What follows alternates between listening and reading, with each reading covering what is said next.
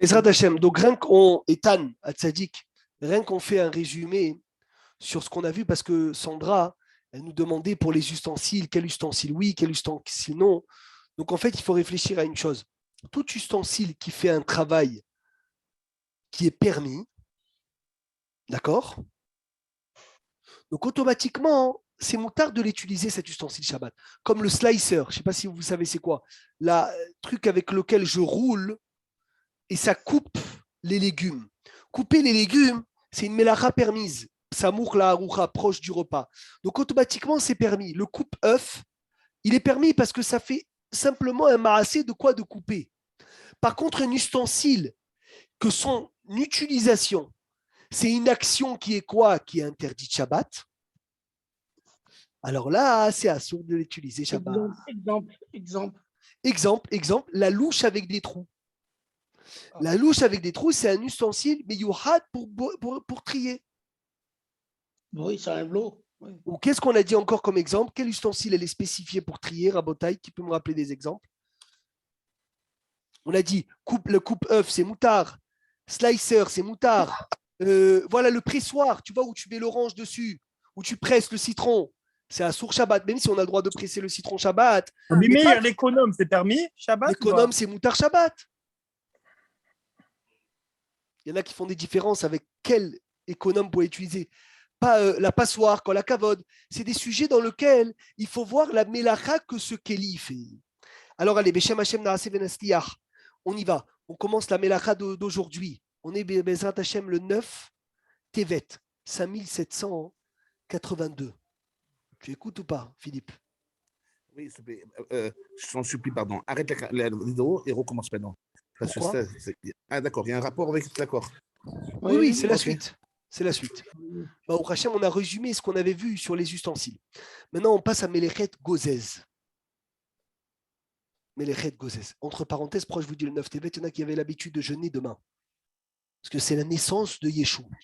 Même aujourd'hui. Même aujourd'hui, à Shrecha. Il y en a qui ont l'habitude de jeûner, comme ça, Shulchan Aruch, il ramène le 8, parce que, pourquoi le 8, Yoran? Pourquoi le 8 Tevet? Il y a plusieurs raisons. Donne-nous une. On ne veut pas plusieurs.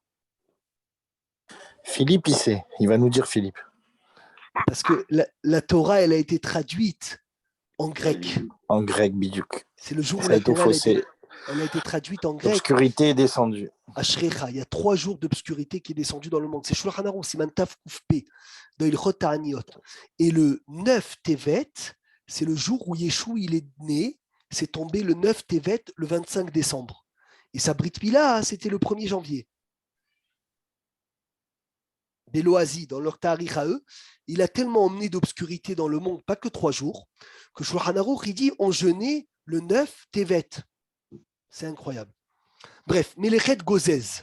Alors, Bebniat à Mishkan Rabotai, dans la construction du Mishkan, ils avaient besoin, les Harigim, ils avaient besoin de faire.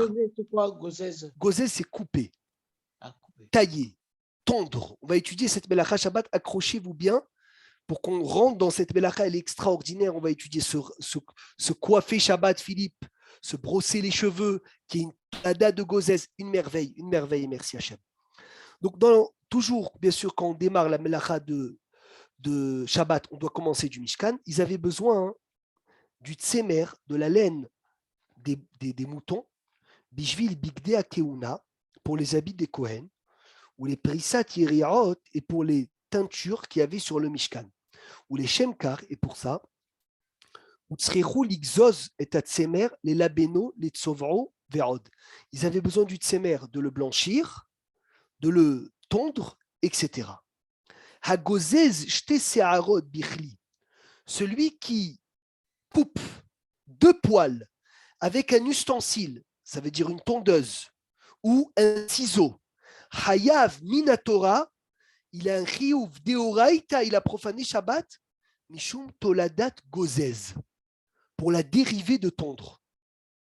Psh, incroyable. Est-ce que c'est clair? Donc celui qui vient et qui s'arrache des poils, Shabbat, c'est un issour deoraita de s'arracher 2 poils. Un poil, c'est des rabananes. c'est Minatora. Avec la main, hein, il me semble aussi que c'est Midera Banane. Mais avec un ustensile, c'est Minatora.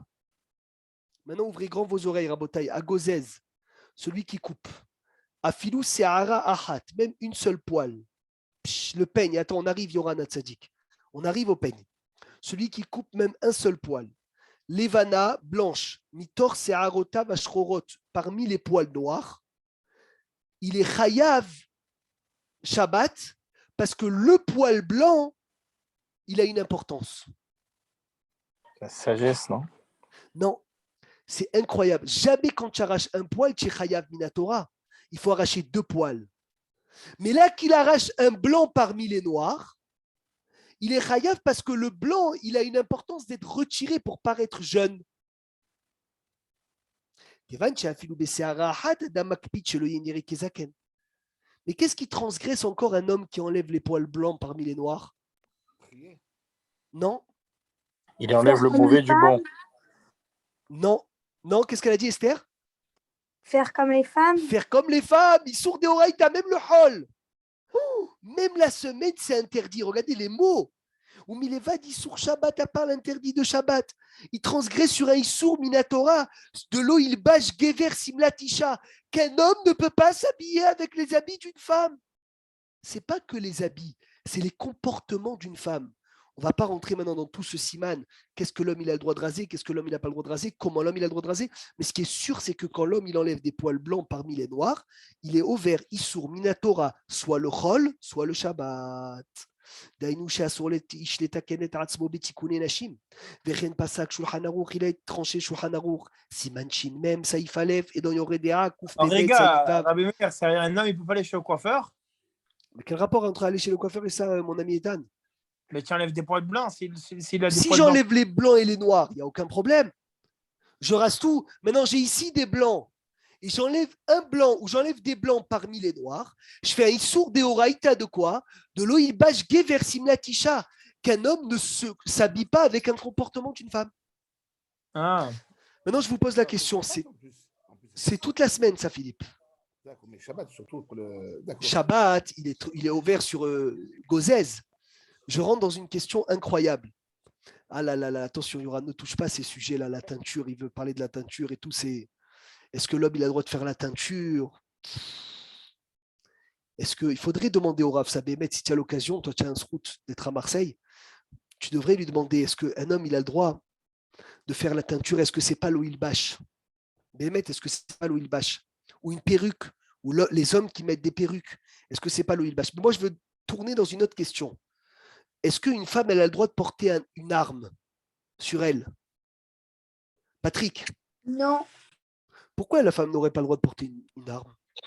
Bah, je crois qu'il y a une phrase qui dit Kol Kevuda Bat Mener Pinima. Non, mais ça n'a rien à voir. C'est Kol Kevoda Pikuach Bat Nefesh. Elle peut, c'est Pikuach Nefesh. Non, je te dis, une femme, elle veut avoir une arme. Elle n'est pas en Pikuach Nefesh. Elle veut avoir une arme sur elle. Est-ce qu'elle transgresse un Issour, une femme qui a une arme sur elle? Alariquement parlant, je ne suis pas. Et c'est quoi le Issour? Le Issour, c'est qu'il y a le même Issour que la femme, elle ne peut pas porter l'ustensile d'un homme. Comment c'est écrit dans la Torah? Loï gever alisha, veloïl ba shisha simlad gever. Il y a écrit Loï gever alisha, vélo, il bâche gever simlatisha bechila. Qu'un ustensile d'un homme ne peut pas être sur une femme.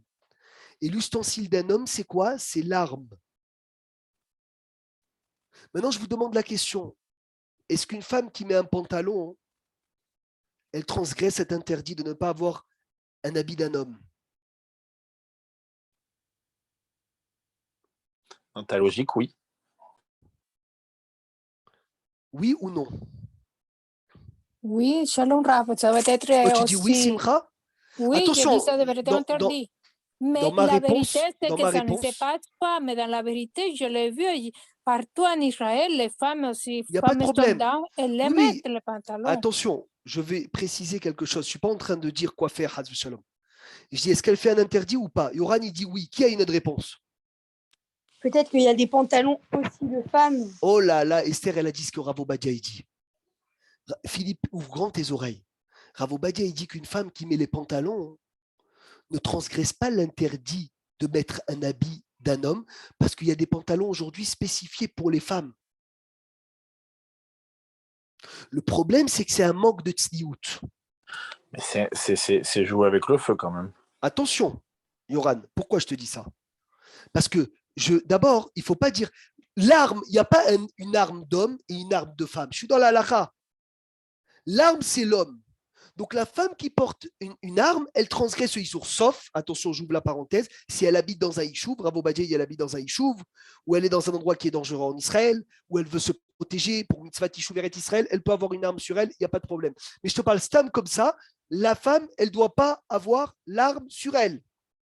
Mais le pantalon, pourquoi c'est pas assourd? Parce que le pantalon, il y a des pantalons de femmes.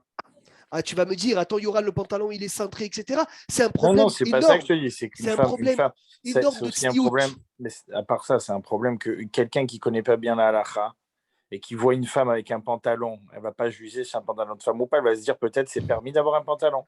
Alors, Mechila, au moins, je ne dis pas sur ce qui est permis et interdit. Ça veut dire que la femme qui met un pantalon, elle fait l'interdit de Tseniaout, mais elle ne fait pas l'interdit de l'oyer religé vers Alisha. Pourquoi je te dis ça? Parce que Rav Obadia, il a une tchouva extraordinaire de Yabia Omer. Sur un prof, sur un directeur d'école, qui a interdit les pantalons dans son école pour les femmes, pour les filles, et ils viennent en mini-jupe. Et il a dit, Yoran, il a dit, j'ai posé à Rav Obadia, enfin il pose dans la question, il dit, est-ce que c'est pas mieux de leur dire que vous êtes obligés de venir en pantalon? Et au moins, c'est moins grave. Qu'est-ce que vous en pensez?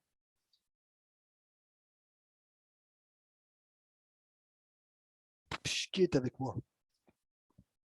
Et Rav Obadia, il est là dans Yabia Omer, il fait une maskana. Est-ce que le pantalon, c'est l'oyer religé vers Alisha ou pas? Et il arrive, maskana, vaut mieux 100 fois mettre un pantalon qu'une jupe patsniout. Comme ça, il dit Philippe. Et automatiquement, pourquoi? Parce que le pantalon, il a un manque de tsniout, le pantalon. Il a un manque de tsniout. Mais il n'y a pas le issour deoraita qu'une femme, elle est l'habit d'un homme, parce qu'il y a des pantalons de femmes. Est-ce qu'on peut avancer ou pas? On est clair? La tzniout, c'est pas des horaïta. La tzniout, bien sûr, c'est Minatora. Mais il n'y a On pas. est clair. Il n'y a pas un Issour Torah, il n'y a pas deux Issour Torah, il y a un Issour Torah. Il y en a qui disent à une femme, ah, tu mets un pantalon, tu transgresses l'interdit de quoi? De ne pas mettre l'habit d'un homme. Non, monsieur. Non. Si tu as l'occasion de ne pas lui mettre un interdit en plus, ne lui mets pas d'interdit en plus. Donc un pantalon large, Sarah, elle dit, c'est pas évident que ça soit interdit. Une femme qui met un pantalon large, pourquoi ça serait assourd? Le sarwal, ça. Le sarwal, c'est moutard. On est rentré dans les lois de la tzniout. Après, tu vas me dire, attention, ce n'est pas l'habitude des filles du peuple juif. Je suis d'accord. Mais ne pas tomber d'un coup sur les femmes qui vont mettre un pantalon là, tu fais Issour. Non, monsieur. Tu ne peux pas avoir de Issour. Le ilbash, il n'y a pas. Un manque de tzniout, il n'y a pas. Alors, c'est quoi le problème? Même un homme que sa femme, elle met des jupes courtes, qui lui achète que des pantalons. C'est vadaï. Et encore plus, s'il lui achète des pantalons larges, il est tranquille. Au moins, elle est comme il faut. On continue.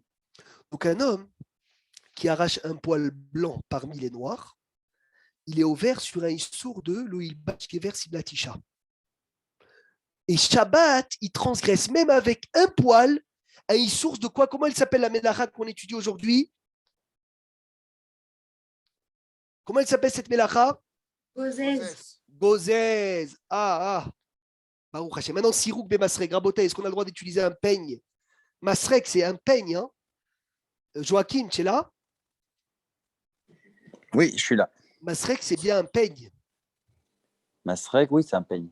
C'est pas une brosse. Non, c'est un peigne. On est d'accord, Baruch Hashem, parce que je ne veux pas me tromper. Shulchan Aruch tranche qu'il est interdit d'utiliser le peigne Shabbat. Assour l'isrog bemasrek be Shabbat. Chez Iefchar, il est impossible chez Lo Yaakru Seharot de ne pas arracher des poils. Donc Serge, puisque le peigne est interdit de l'utiliser Shabbat, il est même mouktsé. Donc j'ai même pas le droit de toucher le peigne Shabbat, c'est interdit de le bouger. Katav Amishtabroura Katav Besefer Yeshuarot Yaakov. Même les poils blancs du Nevadaï, c'est assourd de les arracher, bien sûr. Raïti anashim mekilim lisrog rosham beshabbat. Il a dit le Mishnah Brura, j'ai vu des gens, au nom du livre, Yeshuot Yaakov, j'ai vu des gens qui tolèrent de se couper, de se coiffer les cheveux Shabbat avec un peigne. Et c'est presque devenu permis, Hamouche. Et malheur aux yeux qui voient une chose pareille. La avor bishat nefesh les halel Shabbat peyadaim. Malheur aux yeux qui voient une profanation de Shabbat avec les mains. C'est une profanation totale de Shabbat, de se couper, de se coiffer les cheveux avec un peigne Shabbat. Ou minaraoui, les kol hacham, tous les rabbins de communauté, ils doivent avertir. Il est interdit d'utiliser le peigne Shabbat. Le peigne fait une mélacha directe de gozez. Il a fait kol sheken pour les femmes. Vadaï, vadaï, vadaï. Tu peux demander à n'importe qui quand il utilise un peigne, c'est obligé qu'ils vont arracher des cheveux. Donc automatiquement, c'est un issour gamour d'utiliser le peigne. Et encore plus, puisqu'il est interdit d'être utilisé, il est même rabotaï, mouksé pendant Shabbat. Psh, il a fait. On peut avancer? Rav, une petite question. Oui, Joachim. Si ma femme, elle allume à 4 heures de l'après-midi Shabbat, elle n'a pas eu le temps de se coiffer les cheveux, est-ce que moi, comme j'ai un peu plus de temps, j'ai le droit de lui coiffer les cheveux? Sans aucun problème. Sans aucun problème. Todarabah. Aucun problème. Maintenant, une brosse qui a les... Comment on appelle ça là, les poils de la brosse, si on peut dire ça. Je sais pas si on dit, je sais pas comment on dit. Oui, des poils. Des poils de la brosse qui sont élargis, ils sont séparés l'une de l'autre, ils ne sont pas collés, pas comme le peigne. Est-ce qu'on a le droit de l'utiliser, Philippe Eliaou, Shabbat, oui ou non? Moi, je dirais oui. Toi, tu dirais oui?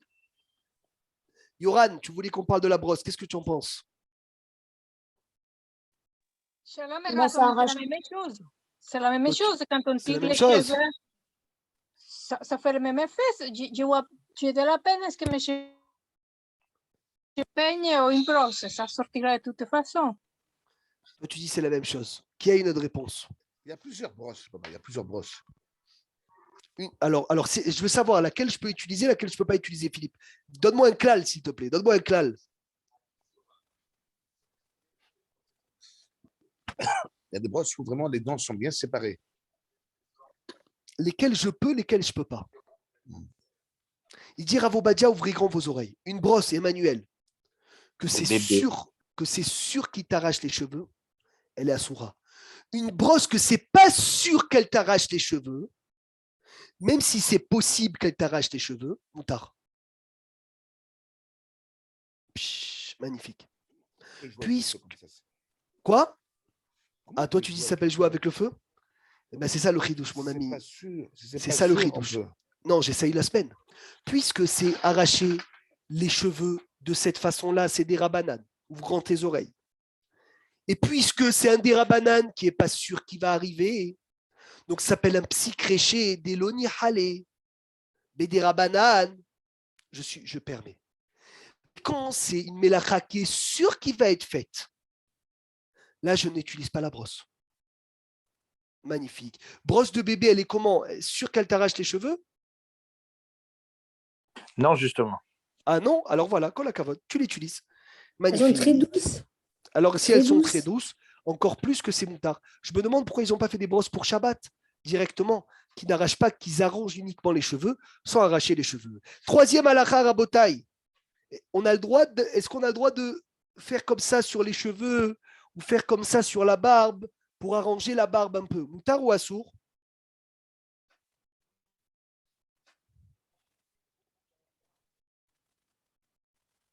Moutard. Moutar, kolakavot, ça c'est permis. Pas les Mais tresses. c'est quel rave? C'est quel rave? Il y a un rave connu qui s'était passé la main dans la barbe et qui a gardé la main dans la... Voilà. Baba Salé un jour a rentré la main dans sa barbe et tout Shabbat, il est resté la main dans la barbe. Pourquoi? Parce qu'il a eu peur, Has Veshalom, de venir et d'arracher un poil. Maintenant, les tresses, Rabotai, les tresses Shabbat. Est-ce qu'on a le droit de faire une tresse Shabbat parce qu'on a dit de faire les cheveux comme ça ou les séparer comme ça, c'est moutard. Mais de faire une tresse Shabbat, ça c'est assour. Excellent, excellent. Psh. Est-ce que j'ai le droit d'enlever un pansement Shabbat de la peau en sachant qu'en enlevant le pansement, il y a des poils qui vont s'arracher? Moutard ou assour? Ben, si c'est nécessaire, oui, il faut le faire. Si c'est vraiment parce que c'est nécessaire. Si un Oh, médecin Esther, elle dit il y a assour. une urgence, Non, il n'y a pas Ok. d'urgence. Je veux enlever. Si tu dois changer le pansement, je pense que tu peux le faire. oui, Alors c'est écoutez ça. bien, Ridouche Hatsum, pour moi c'est un Ridouche, je vous dis la vérité. Moutar les Assir Plaster Adavouk Bemakom Sear, j'ai le droit d'arracher le pansement qui est dans un endroit où il y a des poils. Af Shebevadaït Leshu Searotam, même si c'est sûr que les poils seront arrachés. Il n'a pas été mis là pour arracher des poils. Oh, tu me réponds une réponse, parce que j'allais poser la question, comment on le peigne? Comment on le peigne? Ouais, mais le peigne, c'est un Kelly qui est là pour être Et l'objet Messader. pour faire l'action. Bravo. Mais là, c'est pas du tout l'objet. Ashrechem, qu'est-ce que c'est beau. Qu'est-ce que c'est beau. Est-ce que j'ai le droit d'arracher les poils d'un poulet qui est cuit pour manger la peau? Vous savez, il y en a qui aiment la peau du poulet. Oui, on peut, oui. Oh, mais c'est pas Tolèche, Mechila, c'est pas Tolèche, c'est pas Gozez. C'est pas vivant. Non, pas du tout. C'est quelque chose de vivant. Ashrecha, Philippe, il dit c'est pas vivant. Très, très, très, très bien. Magnifique. Maintenant, quand j'ai un ongle qui dépasse, attention à ça, c'est une halakha très compliquée, Shabbat. Les petites peaux sur le doigt ou un petit ongle qui me dérange, Rabotai. Assour litlosh tzipornaim. Il est interdit de quoi? De venir d'arracher les ongles ou les petites peaux et de ronger les ongles, ceux qui ont l'habitude de se ronger les ongles, Yoran. C'est assour le Shabbat, c'est un issour gamour. Même la semaine. Même la semaine, d'après le Sod. Ça enlève l'abondance qui descend du ciel. De rentrer la touma des ongles dans la bouche, c'est quelque chose de terrible. Il y a écrit dans ma Sechet Moed Katan, Rabotai, celui qui se coupe les ongles. Il y a 3 sujets dans celui qui se coupe les ongles. Celui qui les jette par terre, comment il s'appelle? Assassin. Racha. Ah, Celui qui les jette, qui les enterre, comment il s'appelle?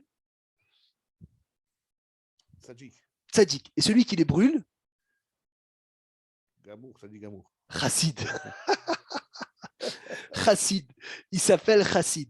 Il y a écrit Shalosh, Dvarim, Debrou, Betsipornaim, 3 choses ont été dites dans les ongles. Hakovran, celui qui les enterre, Tzadik. Zorkan, celui qui les jette, Racha.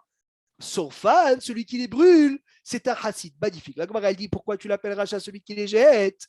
De peur qu'une femme enceinte, elle passe et elle perd son bébé. Mais le Mishnah Broura, il dit toute la gravité des ongles, c'est que quand ils sont à l'endroit même où ils sont tombés, mais du moment où tu les as bougés, ils perdent leur force de Touma. Ça emmène même la marloquette dans la maison quand on jette les ongles n'importe où. Il a fait. Rabotai, Baruch Hashem. Si on les met aux toilettes, ça s'appelle, je pense, que ça s'appelle tzadik, pas chassid. Parce que je ne sais pas si les mettre aux toilettes, ça s'appelle les brûler. Ça ne s'appelle pas les brûler. Donc tu es dans la darga de tzadik, tzadeket. Pas dans la darga. Je sais que de c'est pas le chassid. sujet. 30 Il n'y a aucun secondes. problème. C'est vrai qu'il ne faut pas se couper les ongles samedi soir. Alors, c'est écrit, je ne sais pas si c'est écrit, mais c'est pas kavod que tu attends que le Shabbat y passe pour te faire propre. Et on m'a dit aussi, après je dérange pas, qu'il ne faut pas les couper dans l'ordre. Alors ça, c'est bon d'après les Ashkénazes, d'après nous les Sfaradim. Même le Harizal, le couper dans l'ordre, il n'y a aucun problème. Est-ce qu'on a le droit de couper les ongles des mains et des pieds ensemble? Non. Rida, il dit sans problème. Ravo Badia, il dit sans problème. Les mains et les pieds le même jour. Par rapport à l'ordre, on m'a dit comme étant donné que pour les morts. Mais ça, Ravo Badia, il dit on ne tient pas compte. Incroyable. On ne tient pas compte. On les coupe normalement dans l'ordre, les mains et les pieds le même jour, blichoum ba'aya, sans aucun problème. Il y a même les mains et les pieds le même jour. Mains et les pieds le même jour. Avobadia, méforage. Méforage. Moi aussi, je faisais attention à ça avant. Et le Harizal? Le Harizal, c'est le Harizal qui dit qu'on ne fait pas attention. Dans l'ordre, tu verras. Regarde Bishtabroura Ishmasliach, il ramène ça. Ravo Badia, il le ramène. Même d'après les Ashkénazes, on ne se coupe pas les ongles le vendredi, le jeudi, parce qu'ils vont repousser jeudi. Voilà, Ravo Badia, il dit même ça, on a le droit. Incroyable. Bref, bon, on avance. Qu'est-ce que je voulais dire sur les ongles? C'est écrit que la ma'ala la plus grande, ma'ala, c'est de les couper vendredi matin. Et c'est écrit que celui qui coupe ses ongles vendredi matin, avant la moitié de la journée, et qui va au mikvé aussi avant de la moitié de la journée, juste avant Khatzot, et qui finit Shnaim Mikra ve'Hatarum Philippe avant Khatzot, il est assuré de ne pas tomber sur une faute grave toute la semaine. Karakatouv. La ma'ala de couper ses ongles vendredi, c'est énorme. Et c'est pas beau, Yoran, parce que comment tu attends que Shabbat il sort pour te couper les ongles? La Gemara dans Gittin, j'ai étudié la semaine dernière, elle a dit une famille entière a été détruite parce qu'ils fixaient des repas le vendredi. Ils faisaient des grands repas, des repas de roi le vendredi après-midi. Et la Gemara, elle dit une des raisons que c'est écrit dans la halakha. Quoi, tu mets au même niveau la semaine que le Shabbat, Ramouche? Quoi, tu fais le même couscous Shabbat que la semaine? Quoi, tu vas faire un beau repas la semaine comme le Shabbat? Ça veut dire que tu mets vendredi et Shabbat au même niveau? C'est trop dur aux yeux des Chachamim. Ça veut dire qu'il ne faut pas égaliser le vendredi au Shabbat. Ah, tu vas me dire, il y a des tzadikim que le vendredi, Philippe, ils font des beaux repas. Comment ça s'appelle? Kabbalah Shabbat. Kabbalah Shabbat. Les Tunisiens, ils mangent un peu de couscous, une petite boulette. C'est connu. Khamouche, il est où Khamouche? On ne l'entend pas. Le Minak Tunis, c'était de faire ça. Mais si tu as fait attention, Philippe, le Rav, il le fait à quelle heure, ce boïka-là? Toujours, oui, toujours avant une certaine heure après ça. Ah, toujours 10h30, 11h30, midi, tac, il est déjà debout. Lama, Khatzot, le Rav, il fait attention aux heures. Il arrive Khatzot, c'est fini. D'après le Harizal, il me semble qu'à Khatzot, on ne mange plus jusqu'à l'entrée de Shabbat. C'est un kiff de rentrer Shabbat avec l'appétit. C'est pour ça qu'il est interdit de faire un mariage. Après Mincha, on ne peut plus manger. Il y en a qui, d'après le Harizal, il y en a qui commencent à Khatzot. Et les Chassidim, depuis le matin, ils ne mangent pas. Les pauvres. Ils arrivent le vendredi. C'est pour ça que Shulchan Aruch, il dit on n'a pas le droit de se marier le vendredi. Al-Pi Alacha, c'est assourd de faire un mariage vendredi parce que tu devras faire un grand repas. Hein, et le repas de mariage, il est interdit toute la journée de vendredi. Maran Shulchan Aruch tranche qu'un repas qu'on n'a pas l'habitude de faire en semaine, il est assourd le vendredi toute la journée. Vendredi, mais pas Shabbat. Vendredi. On va dire, Yoran, tu n'as pas l'habitude de prendre en semaine en général, tu n'as pas l'habitude de manger le pain, la viande, le vin, faire un repas de folie. Tu ne peux pas dire ce vendredi à ta femme, bien, ce vendredi, on va faire un repas énorme. Tout repas, écoutez bien Maran, tout repas que tu n'as pas l'habitude de faire en semaine, tu ne peux pas le fixer le vendredi, c'est un manque de kavod au Shabbat. Eze yofi, eze halakha. Est-ce que vous me suivez? Evelyne, est-ce que tu écoutes? Je t'écoute. Ah, comme ça, tu arrives Avec chez Barbara attention. avec la faim vendredi soir. Mais alors, ça devient logique parce que à Très Shabbat, logique. on fait quelque chose de spécial. C'est la fête de Magnifique Simcha. notre... Magnifique Simcha. Kol hakavod.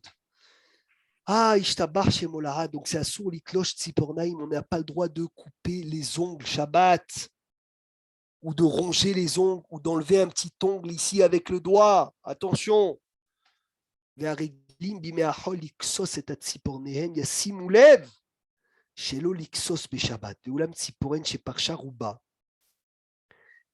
ongle qui, la majorité de l'ongle, Philippe, est enlevée. D'accord? Et elle te fait mal. Tu as le droit de l'arracher avec les mains. Maintenant, je vous pose une question. Une femme qui a oublié de se couper les ongles pour aller au mikvé. Et son mikvé, c'est vendredi soir. Qu'est-ce qu'elle fait?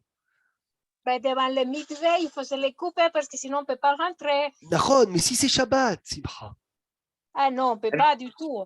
Sauf si c'est grave, si on ne peut plus, si ça dérange vraiment très grave.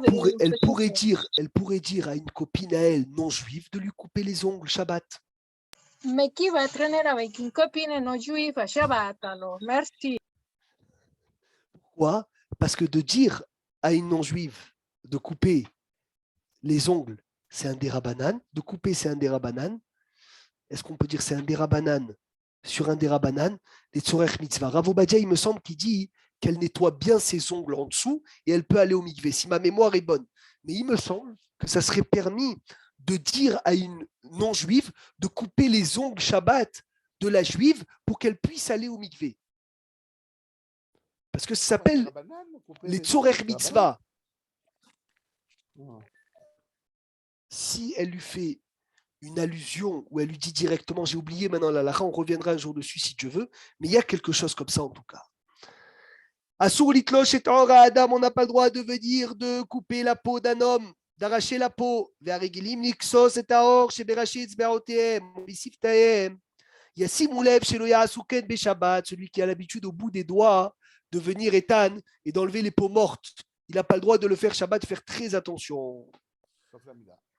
Quoi? Sauf la Mila. Sauf la Mila, bien sûr, c'est Vadaï. Un Admour Rabotaï, il était assis avec ses chassidim. Soir de Shabbat, écoutez bien. Et ils ont chanté Shabbat, ils ont chanté le chant Kol Mekadesh Evi, Kara Ouilo, Kol Shomer Shabbat, Kadat Behalelo. Tout celui qui fait Shabbat, Kadat. C'est quoi Kadat?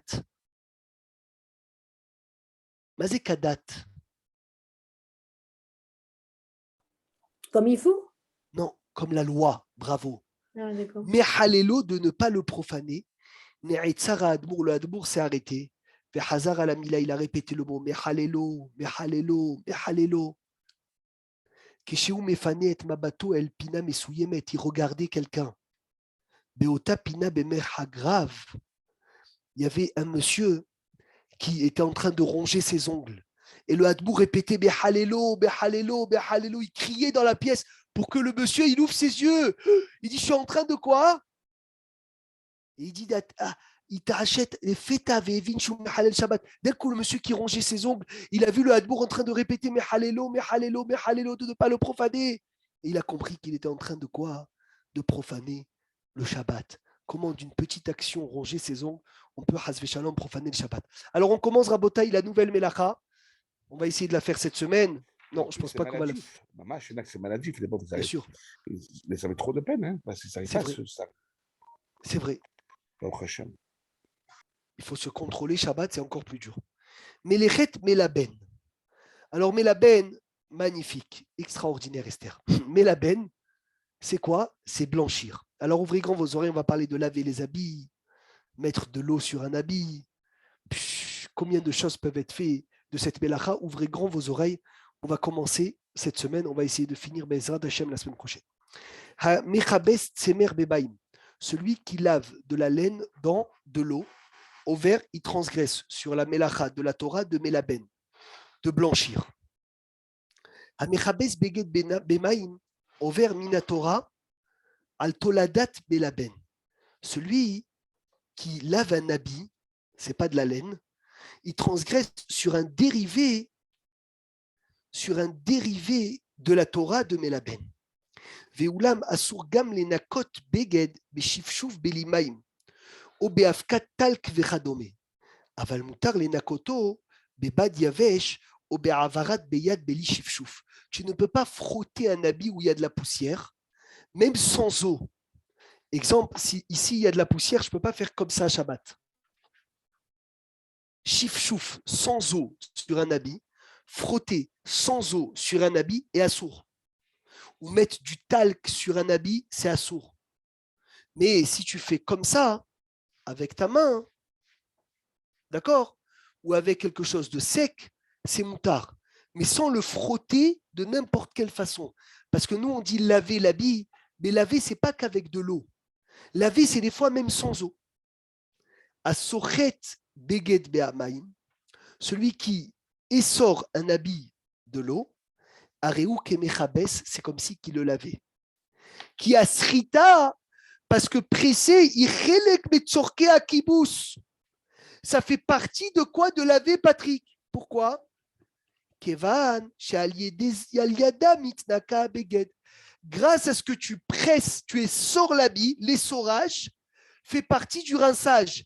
Donc automatiquement, celui qui essore un habit, non seulement qui transgresse sur la mélacha d'essorer, mais il transgresse aussi sur la mélacha de quoi? De laver.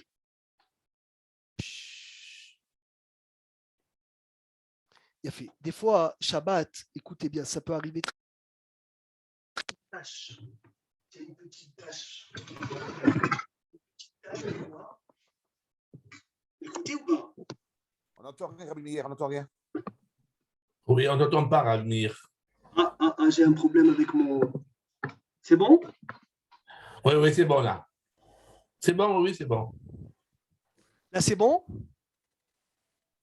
Voilà, Mechila, j'ai un problème. Mon casque, il est en train de. C'est bon, là, vous m'écoutez? Oui. Faible, Shabbat. Non, c'est très bien. Ici, ça va C'est très très bien. bien, c'est très bien. Il est compliqué, Philippe. Des fois, j'ai une petite tâche Shabbat de quoi? Une petite tâche d'un aliment. Et je m'esserge un tout petit peu d'eau pour frotter l'habit. Zenikra Merabes.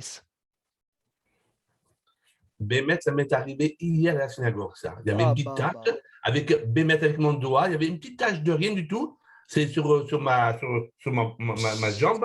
J'ai pris avec le doigt et j'ai réfléchi. Et dit, est-ce que je peux? Je l'ai fait. C'est un bon siman. Serge, c'est un bon siman que tu tombes sur ça. C'est un tu bon vois. siman. Ça veut dire qu'Hachem, Hachem, il est en train de t'apprendre la halakha. Sur sa jambe, c'est pas sur son habit. Non, sur son habit, sa jambe, ça veut dire son pantalon qui est sur sa jambe. Ah, j'ai pas compris. D'accord. Oui, le pantalon, oui, c'est le pantalon. D'accord, ok. Il a fait. Alors, on continue.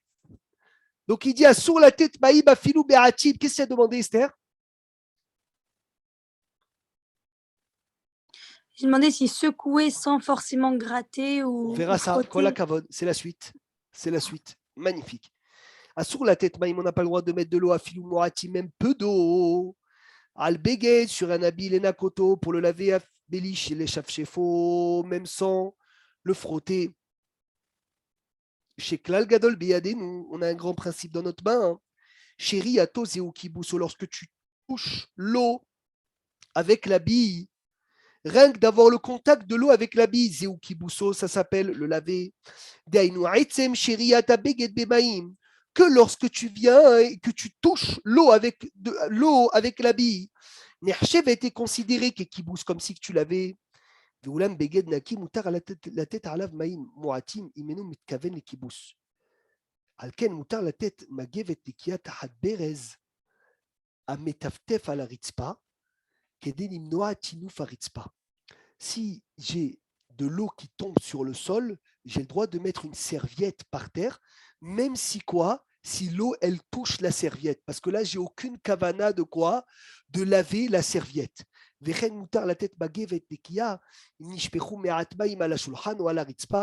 il y a de l'eau sur la table. J'ai le droit de mettre une serviette sur l'eau sans aucun problème. Ah, tu vas me dire, mais il y a un contact d'eau et de serviette et d'habit. Réponse, le contact d'eau et d'habit qui est interdit, c'est quand j'ai une kavana de nettoyer. Mais quand j'ai une kavana de venir ramasser l'eau, il n'y a aucun problème.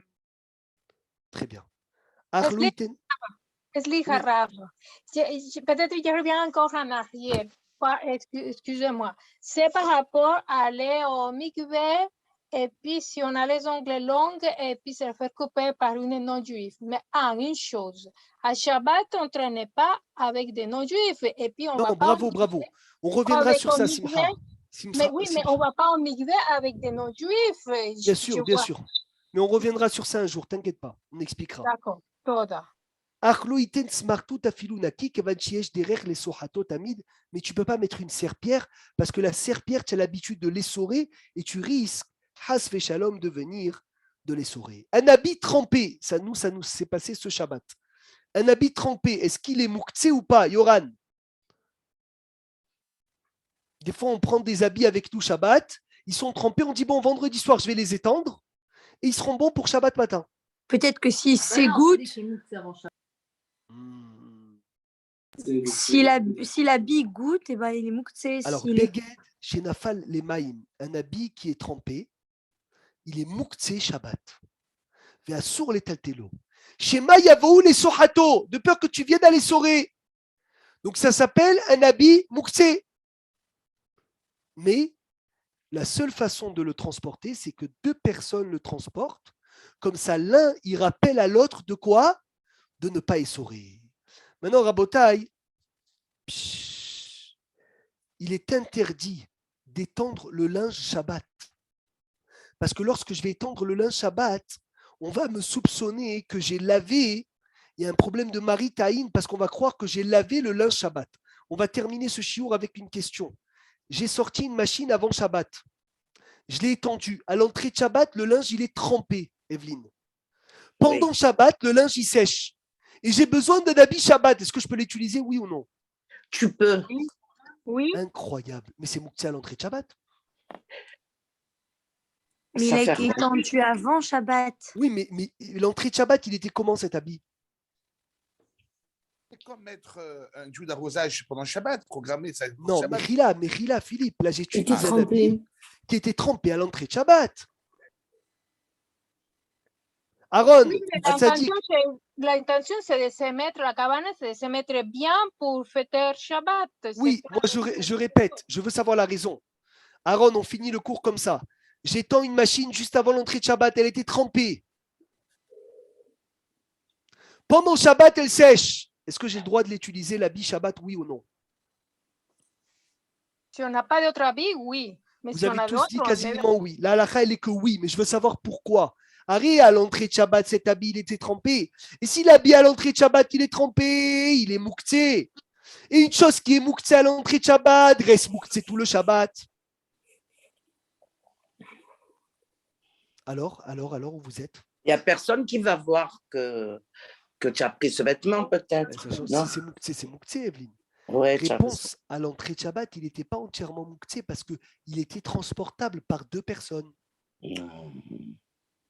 Parce c'est la que un cabane, Rav, la habit, cabane. Simcha, un habit trempé peut être transporté par 2 personnes parce que l'un va rappeler à l'autre de quoi?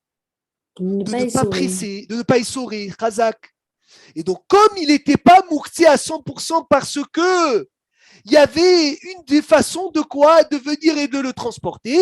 Il dit Rav Obadja des habits qu'ils ont séchés pendant Shabbat et qu'ils ont été étendus avant Shabbat, pas pendant Shabbat, peuvent être portés pendant Shabbat. Excellent, excellent, excellent. Rien que dernière chose.